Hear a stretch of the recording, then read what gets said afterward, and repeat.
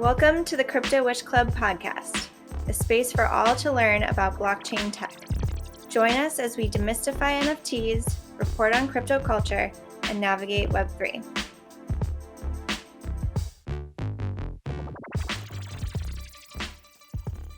Hey, and welcome back to the Crypto Witch Club podcast.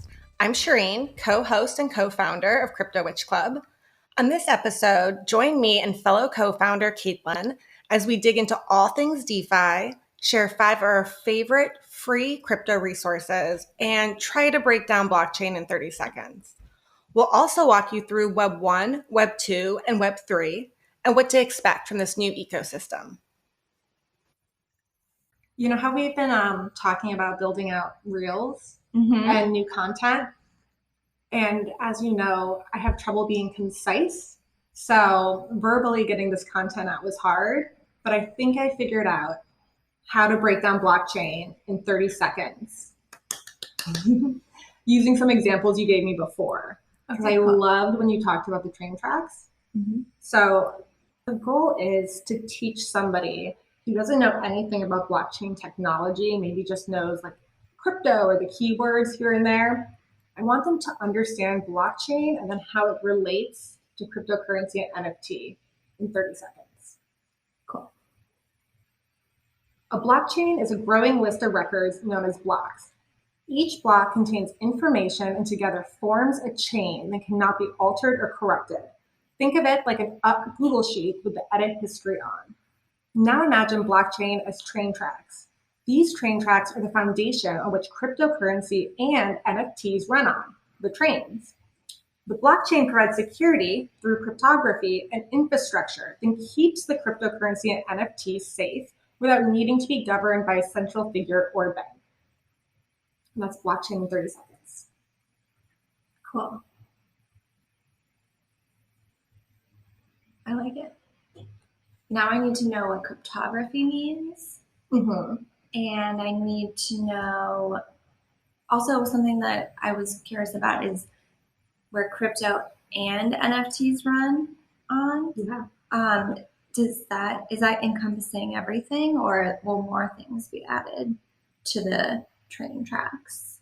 Or don't NFTs represent crypto? Or it's a smart contract, right? Or yeah, so NFTs can represent like a physical item, for example, but an NFT can be so much more than digital art. Really, truly, your medical records could be trains running on these train tracks. Your house deed could be running on these train tracks. Your sanity, if you work in Web3. I was kidding. I think maybe instead of saying cryptography, I can say using complex math or complex math equations. okay. Or maybe just information. Maybe the cryptography part's like already known.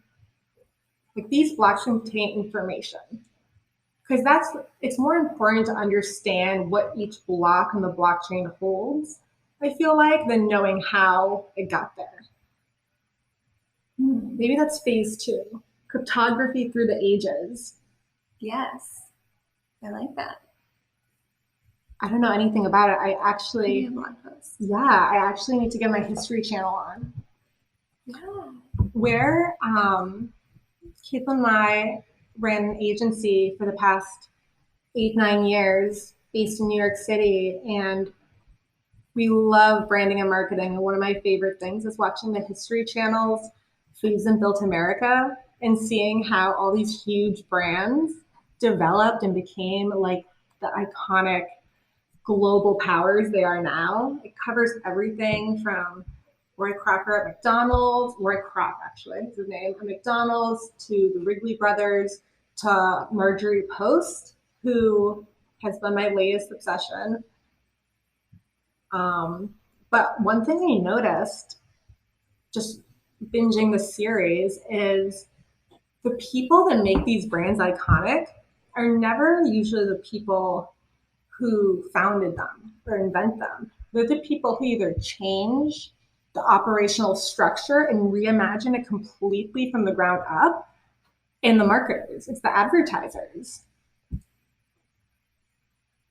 So interesting. Like the people who made shovels during the American Gold Rush or the gold rush. Yeah, totally. Like those are the people who make consistent money. It's the people who who made the tools for others to use. And I feel like marketing is kind of like people have a knee-jerk reaction to it. But in general, and I think because they've seen it done so poorly, if you see good marketing, you don't know you've been marketed to. It feels so organic. It feels wanted. It feels like something you actually need because you're the audience and it's providing some sort of value. Good marketing provides value to the people who see it. But there's so much crap marketing out there that I feel like people get a knee-jerk reaction the same way people get a knee-jerk reaction to crypto who don't understand it. It's kind of like a dirty word. Kind of like people who buy fashion magazines and like love all the front of the magazine, but they don't realize that those are the ads. Absolutely. Yeah. Or like product placement in music videos. Or in the Sex and the City show. Or the movies, like vitamin water. Oh my God. You can't go to Mexico without your vitamin water. Literally, it was like it traveled with them wherever they went. Yeah. Like a display of it. Yeah, I think good marketing is subtle. But I noticed especially just because we've been talking to so many people in Web3 and hearing about their products and their goals, and there's definitely like this resistance because I think people feel like it's inauthentic to share on a scale. I guess it's once you scale something, you scale sharing your product. There's something there that I feel like makes founders feel like it's inauthentic. Yeah, like that advertising is obvious. Yeah, or like it can't be a good product if it's being advertised. Like nobody will use it.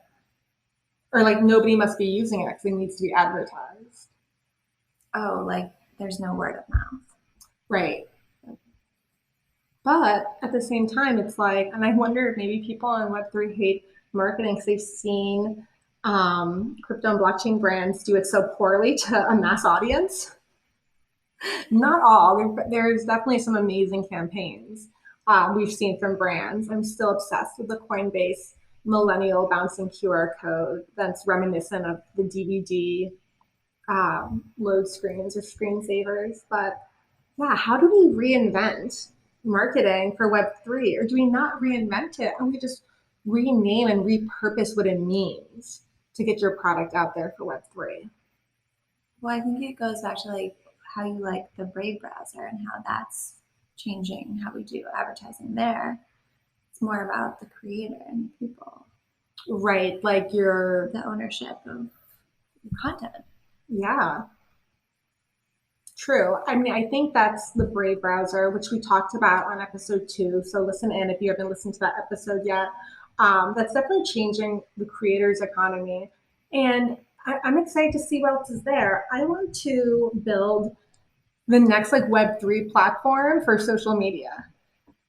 Like I want to build the next like Web3 social media platform. So imagine if like old school Facebook, like before it was like all our like grandmas and teachers and work colleagues were on it. But like imagine having this social network where you had ownership and full autonomy of your profile and what you have on there. Is that what Web3 is? Yeah, already? But how do we build that infrastructure to actually make a really user-friendly social network? Because if you look at something like Instagram, I just put a bunch of wedding photos on Instagram, right? Instagram owns that. Like anybody can borrow them or share them or do whatever with them. And that's great because I look good in them, so go ahead. But what does a platform like that look like? I think a cool example is Mirror as a decentralized content platform using right tokens and creating kind of that creator's economy there. I think that's a really good example. But what does it look like as like a full social profile? I wonder if Web3 is the platform. Like if you have to think of it like more, because we're rethinking about the whole advertising circle, the life circle, like it's more all-encompassing than a single platform, you're saying. Yeah, I don't think we need to make another platform. It's just Web3 is the platform.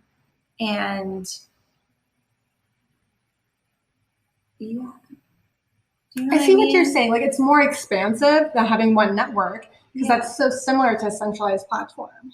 Yeah, it's just like Web3 is the network. But how do we build on that then? Because then I want kind of a square space for Web3 representation. How do you represent yourself on Web3 unless you're in a metaverse?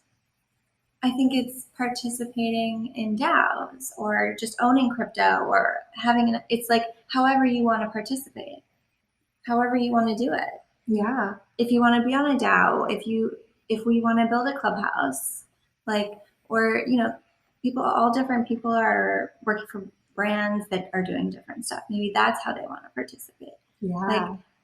I think everyone's gonna do it at their own speed and in their own way. Yeah. It's kind of funny because it's like when I had dinner with our friend a couple weeks ago, and I got into this space so much through cryptocurrency investing in 2017, and that's really my skill set, my knowledge base. That's definitely what I'm strongest at. But then he got involved specifically because of DAOs. And I know other people get involved specifically for NFTs. It's kind of exciting what the gateway is for most people in this space.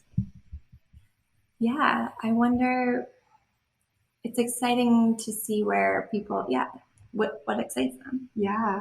And no matter if somebody's gotten into it through crypto or NFTs or DAOs or the metaverse, the cool thing is I've noticed in the majority of people who get into whichever doorway they're coming through, there's really no going back. I feel like people flip a switch and they get it and then they're so excited and they just go like 100 miles a minute forward. And I think the fact that something could excite people that much and have this reaction is really universal, I think, for the people who fully comprehend it and have had the chance to be educated in it. I think that's really exciting. Like I love seeing it. It's kind of like going into discovering the door to Narnia, like a whole new world. Yes, I was literally just thinking of The Nightmare Before Christmas when Jack's in the woods and he finds all the trees and one has like an Easter egg on it, one has a turkey, and then he sees the Christmas tree door and he's like, and falls through it. That could be such a cute little meme if you had that. Meet you as Jack and then the different doors DeFi, NFTs. It sounds like very RPG. Nerdy, like you said, like I'm gonna go LARP in the streets of New York, see what people think. But it makes me want to dress up like Alana in that Broad City episode all the time. Oh my god. It's funny, Jack Skeleton was definitely my original celebrity crush. Oh yeah. Hey Shireen, can you please tell me what is Web3? And first of all, maybe you could explain what Web 1, Web 2 is. Also. Yeah. Do you remember really early internet, when you first got internet? Like the dial-up, watch out if someone's on the phone, it's not going to work kind of? Yeah. Okay. With our parents being like, get off the line, I have to make a call. Yep. So Web 1 is really defined as the earliest form of internet, which is read only. So think of Web 1 as before SEO even, which was, I think, created by Google, who started SEO. But think about something when it was read only. So for example, Netscape or early AOL, when you could go to websites and read information. Okay. That's Web 1. Web 2 is when the internet started getting really interesting and our parents started getting nervous because that's when chat rooms came out and Friendster and MySpace. And that's when Web 2 is really when you got to build an identity online. Okay, so it wasn't just consuming information. It was talking to people. Exactly. Like being social, being able to establish an identity. Remember they used to have like the diaries online? Like, Yes. do you remember MySpace in college? I don't remember. Yeah, I did. I don't remember your MySpace, but I loved on MySpace customizing everything because I was like a really angsty, artsy teenager. And I loved doing the wallpapers and like picking the music for your channel. Yeah. It did get really petty on MySpace because they had the top 8. Right. And everybody was like, "You take me to your top 8?" Not to me, like, but just in general. I remember that being a convo in high school with my friends, being like, "So and so removed me from their top 8. Does he not like me anymore?" Like type of thing. So really, the internet kind of from there to as we know it, till pretty recently was Web 2. Facebook's Web 2. The way a lot of people still engage online right now is Web 2. So that's like Google, Amazon Web Services, Facebook, Instagram. Okay. Web 3 is when it gets really exciting because Web 3 is when you have digital ownership. So Web 3 is based on blockchain technology and decentralization. In Web 3, something that we didn't see before in Web 2 are token-based economics as well. So that falls under things like DAOs. Anything where we're really converting and we're using kind of a digital currency or a token to engage. Anything that's running on the blockchain, that's Web 3. So okay, so like kind of like when you're playing video games and you can like earn kind of like fake money by your gaming, this is like making it real. absolutely. I think that's such a good example. And what really falls under the Web3 umbrella are the Metaverse, Right. digital ownership and NFTs. This is the first time in history you could own something digital, which is super exciting. And then DAOs, which are short for decentralized autonomous organizations. Okay, cool. Because we grew up in a time where like we've been making all this free content. Like Especially you. You've been designing so much free content and putting so much free content out there just as an artist and designer. Right. I feel like this is huge for people like you, artists and designers and creators. Mm-hmm. And you mentioned the creator economy. Can you explain? I understand it, but maybe you could explain it, break it down again. Yeah, so I think what Web3 really has to offer is digital ownership. So right now as a creator, if you are putting content online, your art online, images, photography online, there's no proof of ownership. The platform owns it, right? If it's on a social platform like Yeah. Facebook or Instagram, they then have rights to it. Yeah. Otherwise, let's say it's just on your website. Let's say you are a photographer who built a beautiful Squarespace website as your portfolio work. People can still take things off there and essentially claim it as their own, and there's no proof, then it's not. Once you incorporate blockchain, there's proof that something's yours, because if there was a photo on Web3, but it was run on the blockchain to show you a digital ownership, to actually own that photo, you would need the numerical sequence associated with it. So it goes into actually being able to own your work and profit from your work versus other people kind of being able to take it or claim it. Okay. Wow, I wonder how art law is going to change in this digital ownership world. I think it's going to be crazy. I mean, I think there's so many like capabilities. I think it's so interesting to see who gets sued. Okay, yeah. I think it's going to really shift in the artist's favor though, because I think you can explain it best. The issue with the Obama poster, Oh, the iconic Hope Sugar artwork. Fairies art that was based off the Associated Press photographer's work. So he essentially took that photo of Obama from the AP and he applied color to it and basically artified it. Yeah. Like made it into a silkscreen graphic. Yep. And then he was sued, and I think he lost. I think that case was different because he was like kind of countersuing them before they sued AP. So it's a whole mess. It was a mess.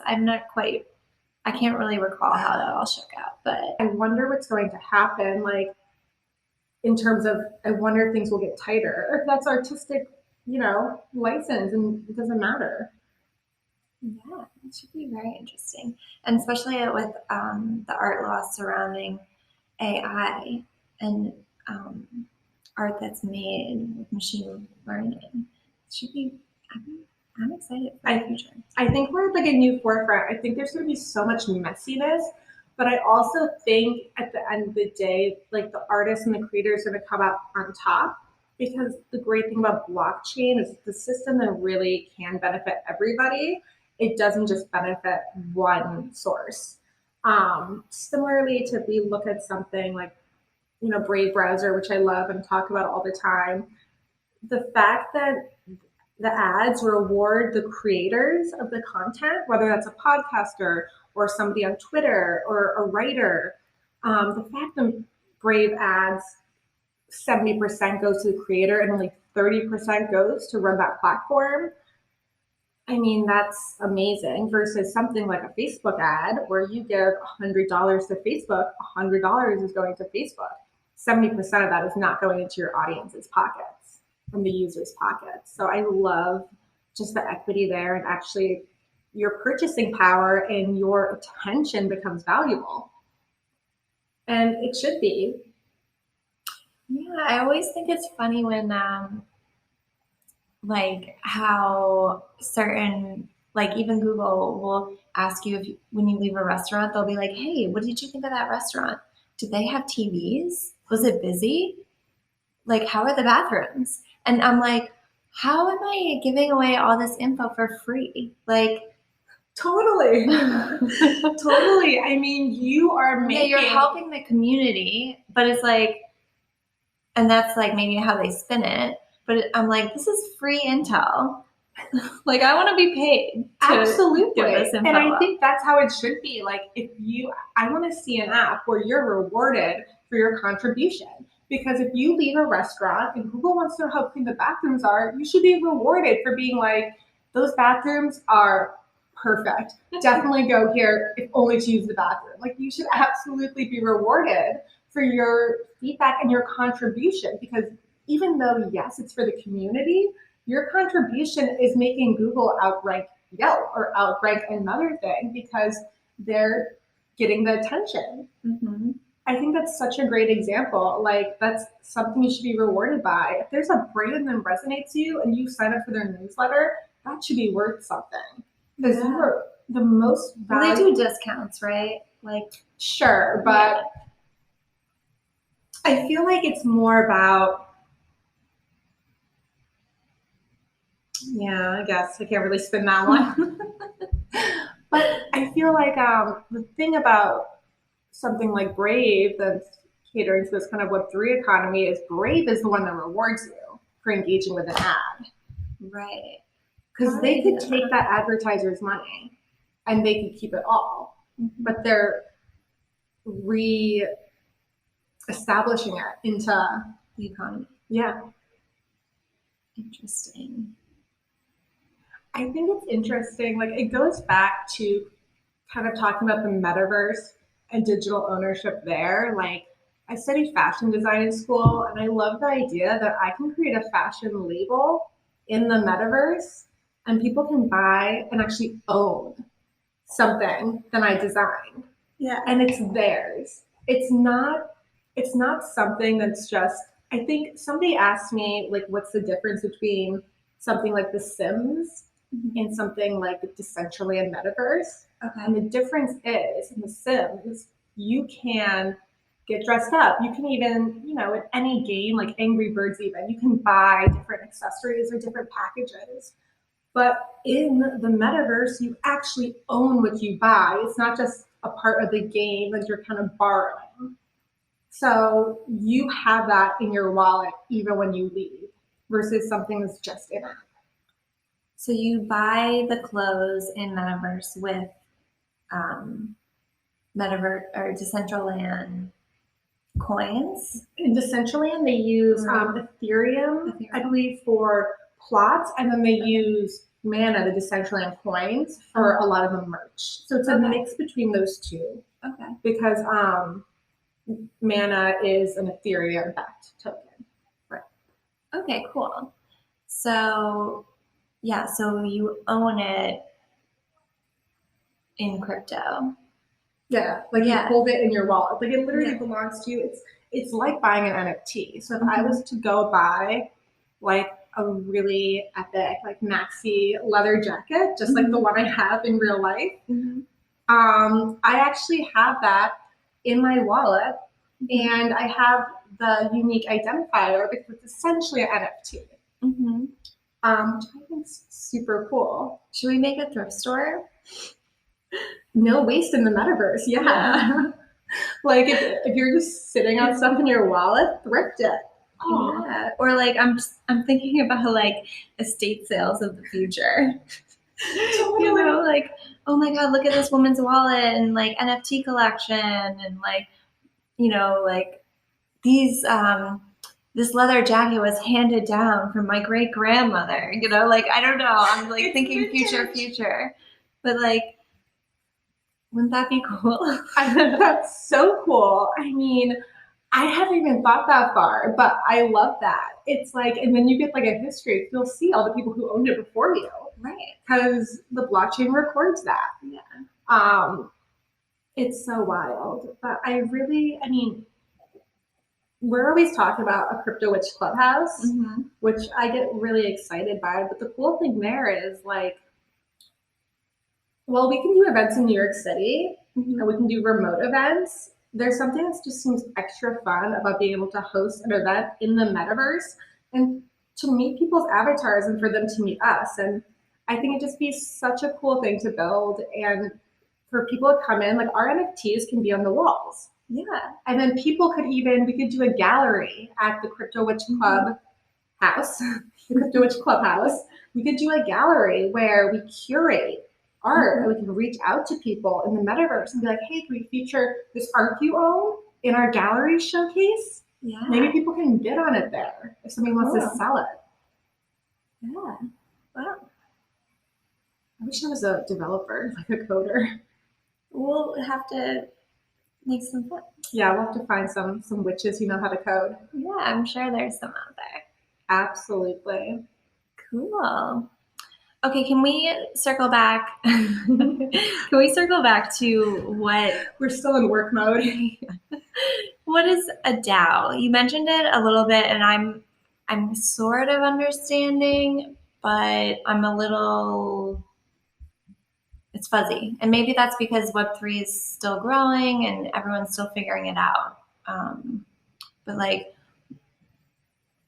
what is it, and is it like? It's going to be a big thing in Web3, right? It's kind of going to be. I think a DAO is like a really exciting new type of community, and most importantly, it's really a new structure of working. So in a traditional structure, when you work for a company, you are paid a salary. You may get share options depending on what type of company you work for. Your healthcare is tied to that company usually for the US.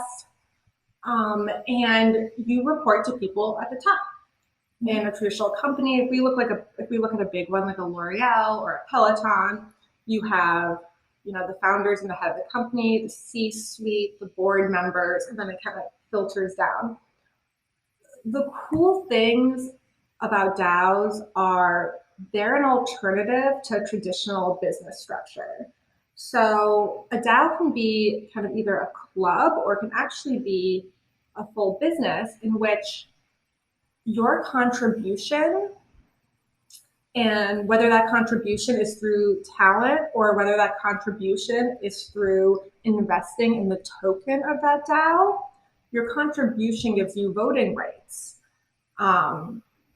And that's very unique. The thing about DAOs for me, and I think there's this there's this woman, Chase Chapman, who has really great feedback, is there's a lot of work to do in the DAO ecosystem because we're training ourselves and teams and people how to work in this new style. And there's a lot of gray area in terms of what are the expectations when you are in a DAO or contributing to a DAO?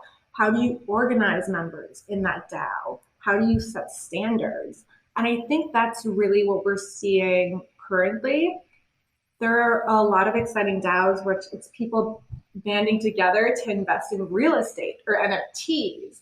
And it's kind of almost like an investment club, which I think is really exciting. And then there's DAOs, for example, that group a team together, like a graphic design team or an advertising team, and then they execute on agency work.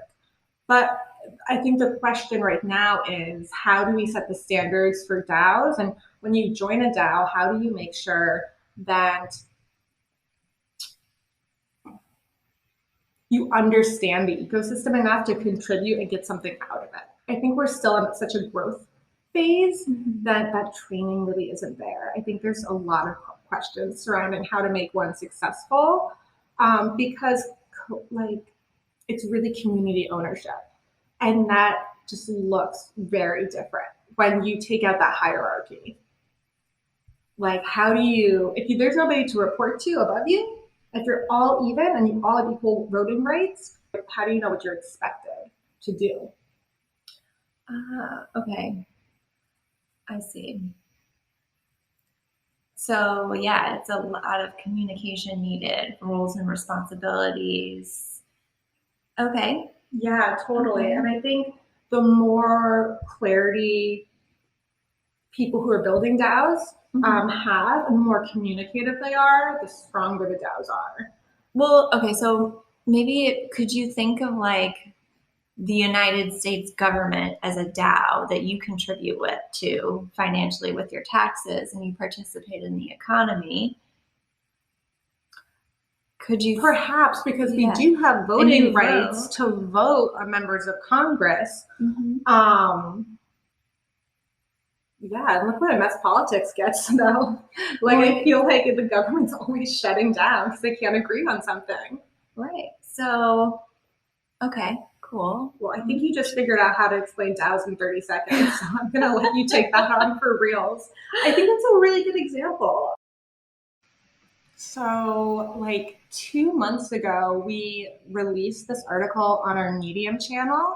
If you haven't been there yet, check it out. Follow us. That's where we really share all our long thoughts, our long format pieces.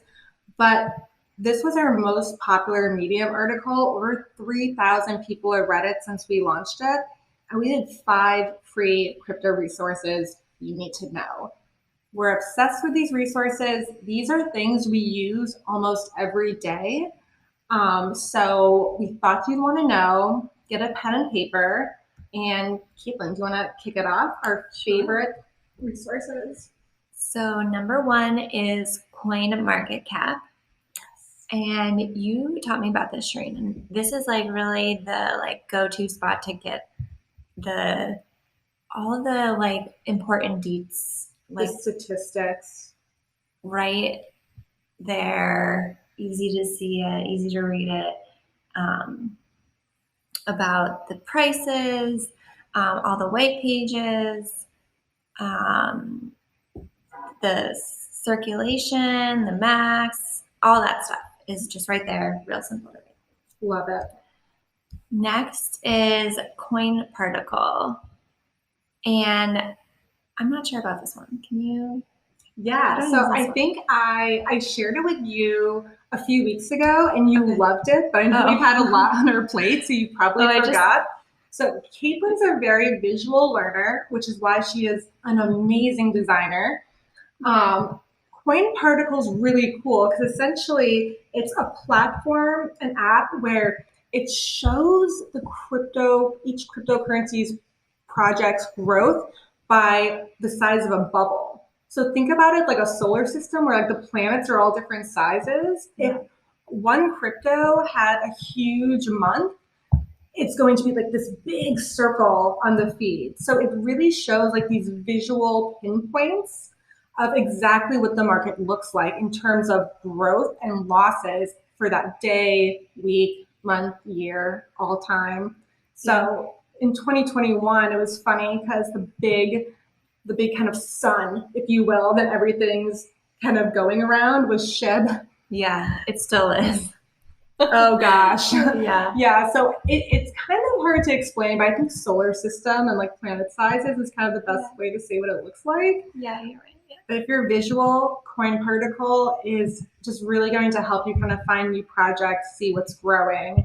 And it was one of my like favorite finds. It was kind of a more recent find, but it's fun. I remember it now. Okay, cool.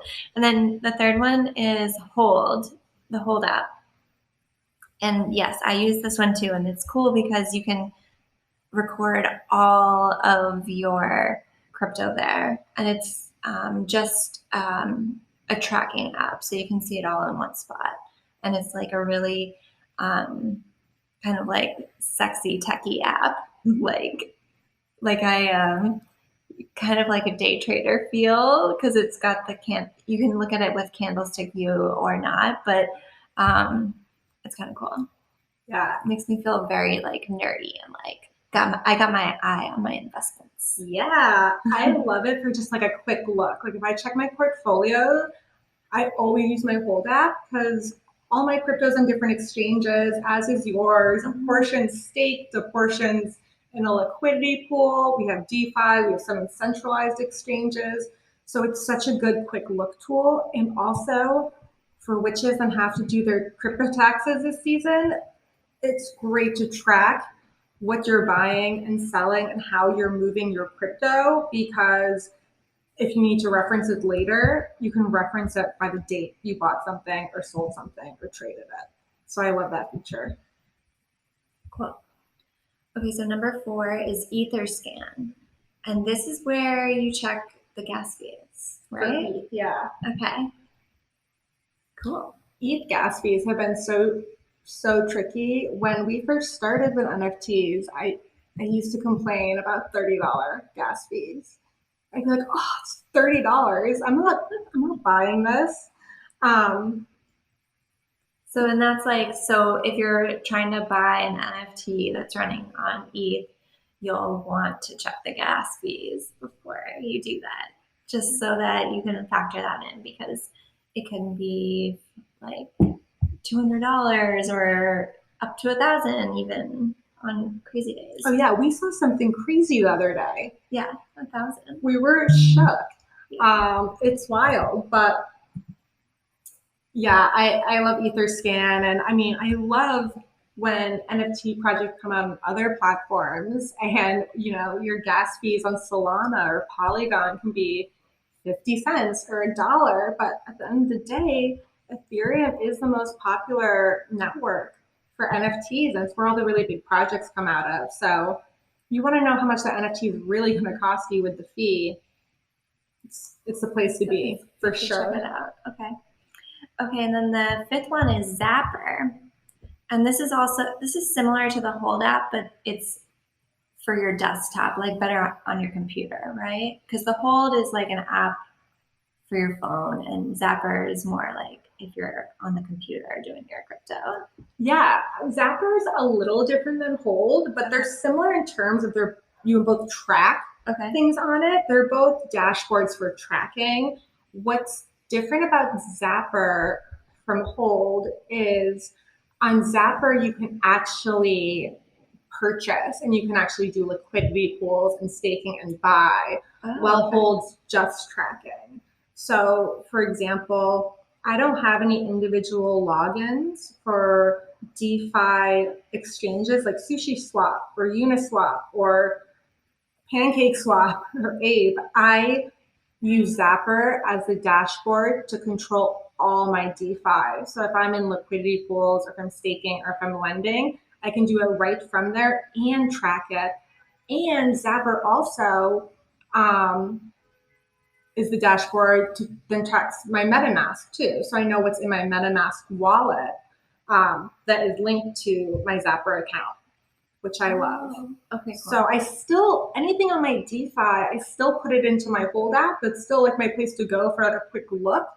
But if I'm moving around anything DeFi or putting more in or withdrawing from a pool, everything is from Zapper, and it's so much better than having a million logins for your DeFi because it's hard to keep keys safe when you have a lot. Yep. Cool. Well, this is really great. We're gonna do 5 more resources soon, right? Because we have. There's more. I mean, people are building more resources, and this is growing times. Yeah, Time for learning. Totally. It's definitely a time for learning. I mean, I feel like every week, Caitlin and I find like exciting new tools. And we started putting together this list of 5 more free crypto resources. So that should be out probably within the week of this podcast or the following week. And we're really excited to share some with you. And we have some female forward, female led resources on this next one too. Cool. So, woo. Awesome. Maybe we could circle back on DeFi. Can you define that? Because we talk about it a lot, but I'm not quite sure what it is. It's such a wiggly line. It took me a while to figure it out. So all cryptocurrency is decentralized, the actual cryptocurrency itself, but not all parts of the crypto economy are decentralized. So we just talked about Zapper, which is a great DeFi dashboard, and that's decentralized. There's no central party. But a lot of crypto exchanges are centralized. So when you're first starting out, I always recommend starting with a centralized exchange like Coinbase or Gemini because they're safe, they're easy to use, and they're good for beginners. That being said, let's say I purchase $100 worth of Ethereum on Coinbase. If I leave it on my Coinbase exchange, it really belongs to Coinbase because it's not in your custody. So I always recommend, if you are working with centralized exchanges, unless you're staking and earning interest by being on that exchange, it's always best to move your funds into a wallet, which is safe. So for example, with Coinbase, if you're holding things on Coinbase, you might want to move it into a Coinbase wallet because it actually belongs to you and it can't be taken from you. And I have a word of warning because I had to learn the hard way. Okay. There's about $1,000 in my portfolio that I don't have access to because it's my ZillaQ tokens. When I first got into crypto in 2017, Binance was the exchange I learned how to use. And at this time, it's an international exchange, but at the time, I was able as a US citizen to access it. So I got an email, or not an email, I logged in to Binance because I was going to move some things around. And it was like, in 10 days, you'll no longer have access to this. We have to restrict it from US customers because of laws that were basically happening, financial laws. So I'm like, okay, I'm going to move everything out. And my account actually shut down sooner than they said it would. Thank God I moved my VeChain and all my Ethereum out because this was an exorbitant amount of money. I could have literally lost access to in full. Wow. The only one I forgot to move It wasn't worth much at the time, but it was my Zelle. So there's like $1,000, $1,200 floating around there. I'll figure out a way to get to it someday. It's still in my account. It's still on there. I don't know if I have to file a support ticket. I don't know what I'm going to do, but I'm very lucky. It was a small part of my portfolio, but I literally almost lost the majority of my holdings. Had I not happened to log into Binance and happened to get that warning, I would have logged in one day and realized I was locked out of my account because I was a US citizen and legally I couldn't access it. So don't be like me. I learned a lesson. What's the lesson again? The lesson is to not hold your crypto, large amounts of your crypto in a centralized exchange because you don't own it. It's under that exchange. The exchange really owns it. You should really only be on there if you're trading it, like buying and selling. Okay. But in general, it's really good to keep it in a wallet. MetaMask, Coinbase wallet, Trust wallet, Ledger. Okay. I'm missing one in there, a big one. But yeah, I definitely recommend this. If you're doing something like Coinbase or Gemini, it's really not likely something would happen. This was an international issue. And Binance is a really trusted source. There was just laws that happened, then essentially I wasn't able to use it anymore. But yeah.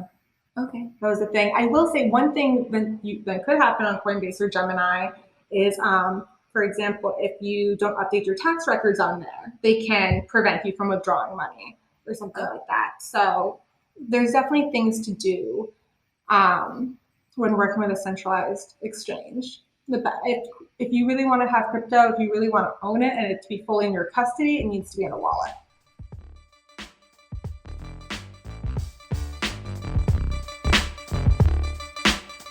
Thanks for listening to the Crypto Witch Club podcast.